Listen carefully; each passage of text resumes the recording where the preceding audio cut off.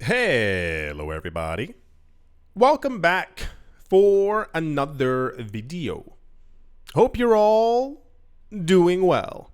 Hope you're all doing absolutely fantastic and that you're all having a wonderful, great, exceptionally, awesomely, fantastic, miraculous day.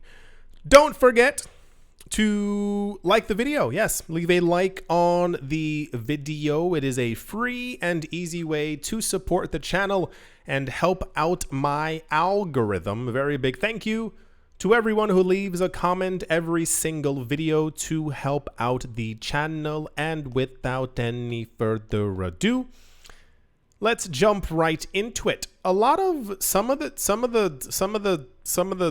news today is gonna be a little bit weird. Just a forewarning.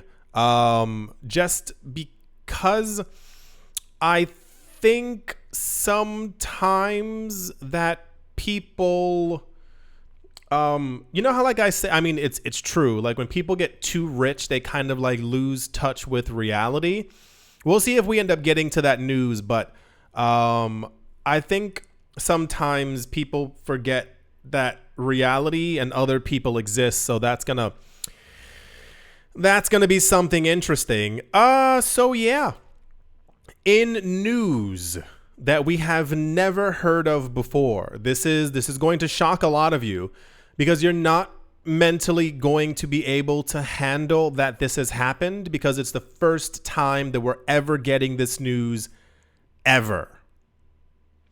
Metaplanet is back in the news, and I can assume you know what they've done. Metaplanet has acquired an additional 1,088 Bitcoin, bringing their total holdings to 8,888 BTC. I told you you've never heard this news before. Metaplanet is on a really big, gigantic buying spree. I made fun of them. Made fun of them in January because they had, 800 Bitcoin, and their goal is to have 10,000 Bitcoin by December. The issue there was that they were buying like 2 million, 1.8 million. So not like the numbers weren't numbering, and they couldn't have gotten to 10,000 Bitcoin if they wanted to with, those numbers. Then all of a sudden they really ramped up the amount of buying. So they are a smidge and a half away from having 10,000 Bitcoin that they wanted in December. So they're going to have it far earlier. And I believe there was another company who did something similar to this with the 8888. If I remember correctly, correct me if I am incorrect, I believe that the number 8 in parts of Asia has to do with like success and like infinity and wealth and all these other things. So, the 8888 is definitely a wink in that direction. Metaplanet Inc., a publicly listed Bitcoin treasury company based in Japan, has announced the acquisition of an additional 1,088 BTC as part of its ongoing Bitcoin treasury operations. The latest purchase was made at an average price of, it has the number in yen, okay, at 15 million yen per Bitcoin, okay, totaling approximately 16.88 billion yen. With this acquisition, Metaplanet's total Bitcoin holdings now stand near 9,000 hot dog, with an average purchase price of, that's also in yen, amounting to a cumulative investment of 122 billion yen. The company reported a Bitcoin yield of 66.3% for the quarter to date, following previous yields of 41.7 percentile points. So the way that things are going, by the time they get to the end of this month, they should have their 10,000. It doesn't seem like a gigantic leap. They only need, 100 more than they recently just purchased to kind of round the entire thing out. So good job, Metaplanet. I assume, and I say this without a tinfoil hat, something's happening behind the scenes that me and you are not present for. This kind of, leans in the direction of, remember MicroStrategy was also purchasing Bitcoin like every 2 months. And when they were, it was like 60 million, 114 million, 38 million. And then out of nowhere, it went to 500 million and then to 1.1 billion and then 3 billion. So I think behind the scenes, so these mega rich companies, especially Metaplanet, as we know or have heard, has had discussions with, spoke to, skipped down the street with Michael Saylor at some point. So I assume he was basically telling them like, this country's buying, they're buying, this is so and so, because we've also heard from Michael Saylor stating that he has spoken with many different countries. So I assume those close to him probably know that news. And this is why I think, it's not a coinky dink that we now have 18 companies who are all buying Bitcoin after having had a discussion with Michael Saylor. And these are also the publicly listed companies. So definitely behind the scenes, there's a bunch of other stuff going on. Yes, very popular news. People love it. Can't get enough of it. I think they are now the 9th. They are officially the 9th largest company who has Bitcoin. MicroStrategy being number 1. Marathon Digital having 48,000. Riot having 19,000. Tesla has 11,000. Coinbase. I mean, stop. Like, lying to our face is crazy. Coinbase keeps stating that they only have 9,000 Bitcoin. You are the largest crypto exchange in North America. You're just a smidge behind Binance. And you expect me to believe that from 2012 until 2025, you only have 9,000 Bitcoin? You expect me to believe that you let MicroStrategy get to 500,000 Bitcoin while you're like, no, 9,000's fine. Like the lies become a little bit too insane. Oh, also weirdly enough, GameStop apparently is number 10 as well. I just saw an article. Oh, no. We saw it together. We were in this together, where this guy was analyzing the current levels of purchases of these companies and the expected price increases for Bitcoin over the coming years. And he said he's expecting, I think within the next, I think it was decade. I think it was actually 10 years. He's expecting MicroStrategy to hold 70 trillion. Yes, you heard that correctly. He's expecting MicroStrategy to hold $70 trillion worth of Bitcoin. So I can't even begin to imagine how much that man assumes Bitcoin's price is going to be or how high its market cap is going to be. So we'll see, but something's up, because all these companies coming out of nowhere announcing all these things, seems a bit weird. That's the Metaplanet. Has never, ever done this before. I'm so shocked. It's not like we're getting news like this every day. So weird, right? Who would do that?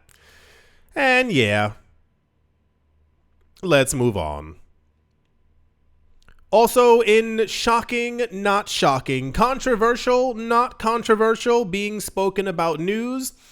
You know how I say quite often, you can usually tell when people are newer into the space or just simply didn't, fair enough. If I got into like collecting, I was going to say birds. If I got into like collecting watches or some whatever thing, if I just got into the hobby and I didn't know what took place in 2017, it's understandable. Got it. But for situations like this, it always ends up being like, they've been doing that for a while. So back in good old 2018, 2019, we had our first big news, but it was quickly slammed down into the ground. There were 3 countries who announced that they wanted to create Bitcoin bonds. The idea basically being that their Economies weren't looking too hot. And they were looking for a way to like add extra money to their portfolios and to their things. So they were going to buy Bitcoin and then issue bonds like through the government, like based on the amount of Bitcoin that they had. The International Monetary Fund came out and said, nope. And completely, I mean like, boom, like Kamehameha'd into the ground. We then started to hear that there were allegedly, wink, the number 9 other countries who apparently were secretly behind the scenes buying Bitcoin and mining Bitcoin. We got wind of one of those countries, and the country was Pakistan. We started hearing that apparently every country that was under U.S. sanctions behind the scenes were secretly, wink, buying and mining Bitcoin. If you weren't here years ago, understandable. There was a news story from Russia where we heard from their then finance minister who went on TV and openly said, we're going to start buying Bitcoin as well. It's a really good way to like get around sanctions and blah, blah, blah. He was yapping. The very next day, people were like, so when are you guys buying Bitcoin? And he was like, I don't know what that is. I've never heard of that in my life. I still assume he was heavily reprimanded behind the scenes, and somebody did more than just wag a finger in his direction. So, guess who's back in the news? Yeah.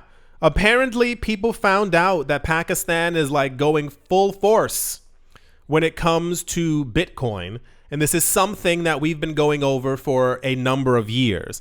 Not just this country. There are, if I remember correctly, at least 25 to 30 countries. That is a real number. 25 to 30 countries who are currently actively in the Bitcoin mining sector to get more Bitcoin for themselves, and allegedly also using Bitcoin in international trade as a way to not have to use the US dollar. Pakistan has allocated 2,000 megawatts of surplus electricity to support Bitcoin mining and AI infrastructure. The initiative is expected to attract billions in foreign investment and generate high-skilled jobs. A new regulatory authority and global partnerships aim to position Pakistan as a leader in crypto and AI innovation. I've been saying it for years. Those who get in early reap the rewards. If you saw that Bitcoin was at $1 and then it went to $50,000, then it went to $100,000, and you see every other country, every other company, corporation, institution, bank, and sovereign wealth fund buying, the smart money goes, hey, I want to do that too. And when you create fair and equal cryptocurrency regulation, you know what happens? People go to your country to do business. Remember years ago, all those countries who were making like 45% tax rate on crypto, and they were banning all these coins, and they were like, yeah, no, it's not allowed here. And I said, back in the olden days, I said, well, good luck to thee, because the money, like people, boats exist, trains, planes, automobiles. People will just go to another country. It's complete logic. It's nonsense. I don't understand. Okay.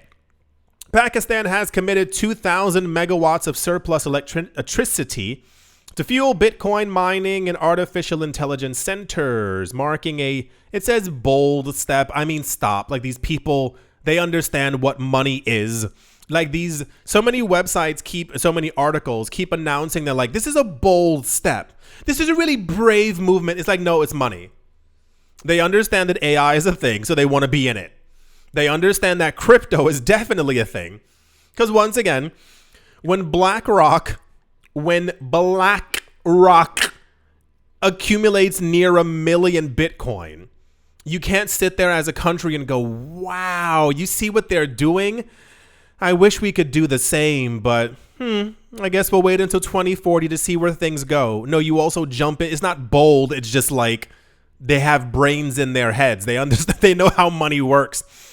The initiative, driven by the Pakistan Crypto Council and supported by the Ministry of Finance, aims to attract foreign investment while positioning the country as a serious player in the tech economy.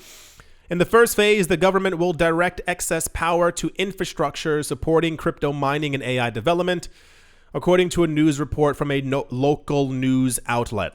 Cool. Makes a lot of sense. It does require a large amount of electricity. I would assume a lot of their electricity is probably from renewable sources, from the sun and whatnot. Otherwise, it will become quite costly in the future.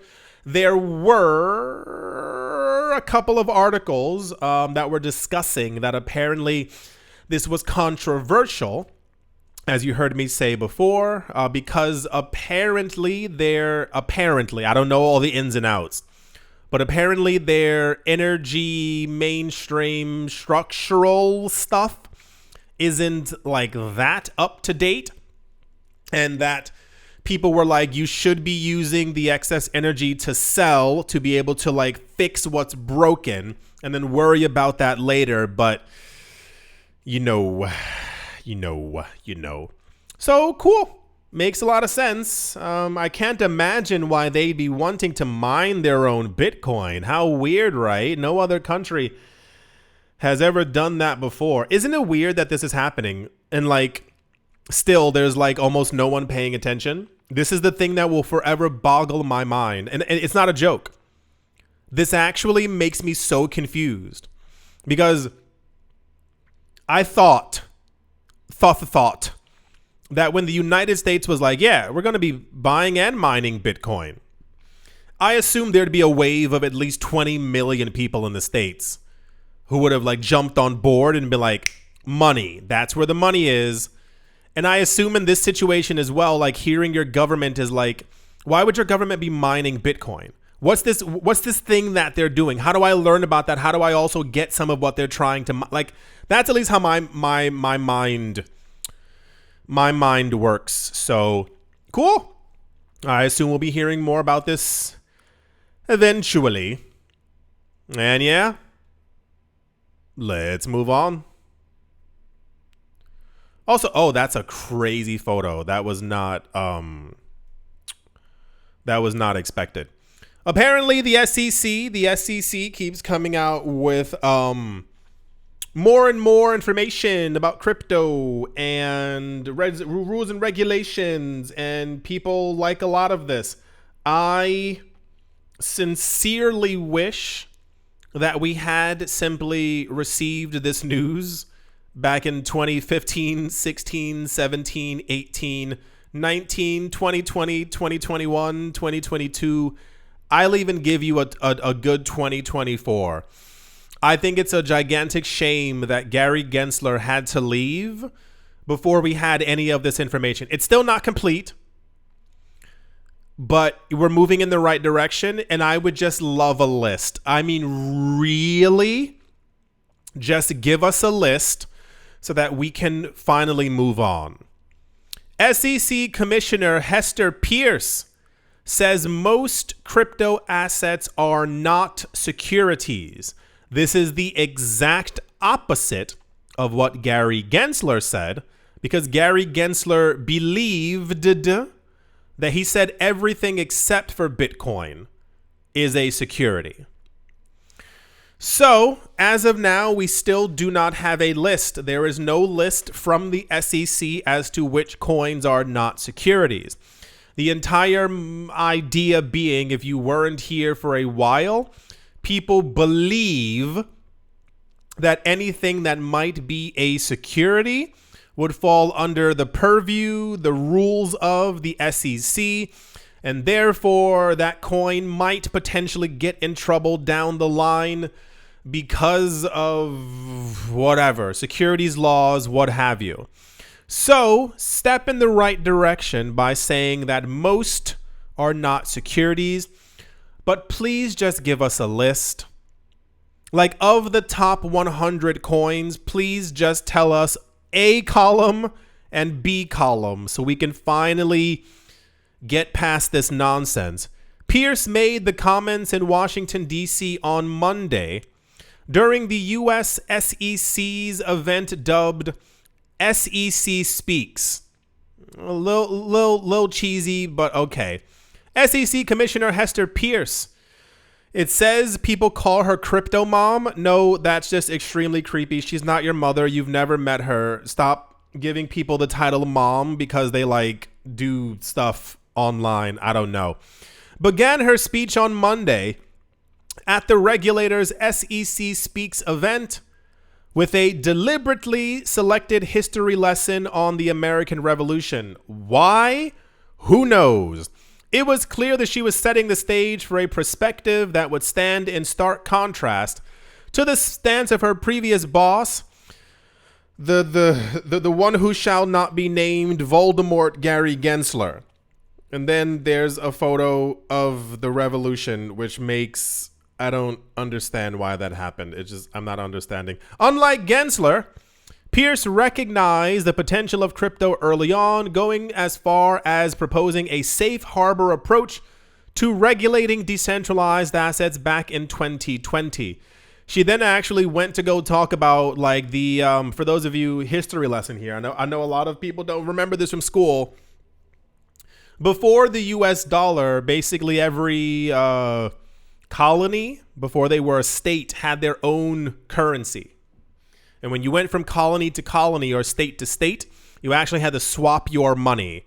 And this is why I said, like, I didn't understand why she was talking about the American Revolution, but it was like, I guess she was trying to, I don't know. I really don't know. She basically was talking about the different forms of currency that eventually merged into like what we now know as the US dollar, like one thing that everyone kind of agreed on.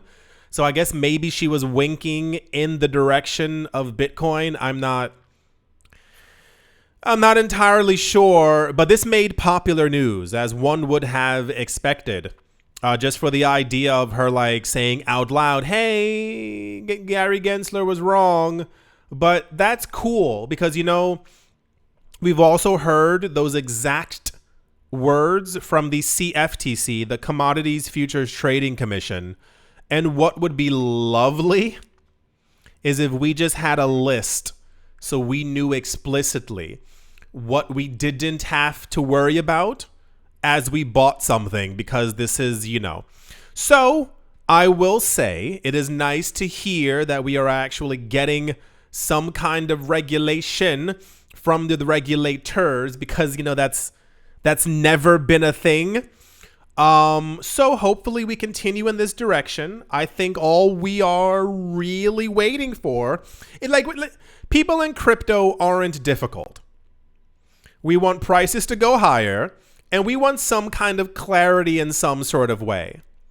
If we can have a list that says A and B, we'll probably be content. If we can just get over this gigantic mountain for no reason about staking for ETFs, we'd all be a lot happier. Like, is there anything else that I'm missing that we need or that we want or that we've been asking for? I don't think so. The SEC has been like this gigantic cloud that just won't go away. And I mean, it's because they want power. We found out years ago that this regulatory agency doesn't really care to regulate. They just want money and power. And this is why we saw so many lawsuits against cryptocurrency firms and companies, because they were raking in hundreds of millions and billions of dollars through all of these suits.